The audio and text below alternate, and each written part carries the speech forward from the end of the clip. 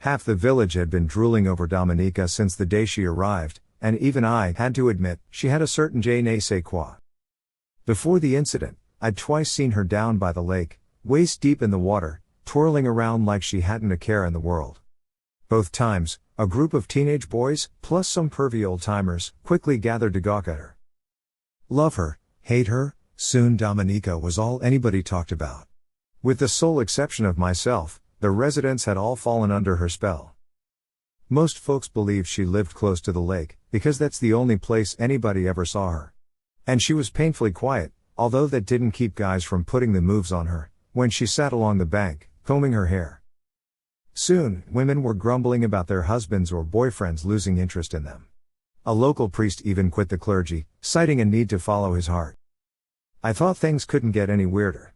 I was wrong. The incident began with a fierce storm. There was sideways rain, and black clouds that blotted out the sky. It wasn't long before the lake flooded. And then I heard somebody outside, singing. Dominica was out there, bone dry, marching along the street. And following her like a horde of zombies, were all the male villagers. Behind them was a group of bemused ladies. I quickly rushed outside, and asked what was going on. The men were in a trance, and unable to respond. The women didn't know. Dominica led the group to the lake, then swam out the middle, where she beckoned her loyal followers forward. And together they went. As they drew closer to the center, Dominica's appearance became less and less human. Soon her hair was green and slimy like seaweed, and her mouth opened wider and wider, revealing countless rows of serrated teeth. All of a sudden, the spell was broken. Several men screamed and tried to swim away, but were too slow, far too slow. Dominica glided across the surface, and dragged them under one by one. Soon, the entire lake was stained pink by all the diluted blood. Some women charged in, desperate to save their spouses.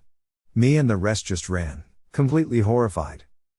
By now the streets were waterlogged.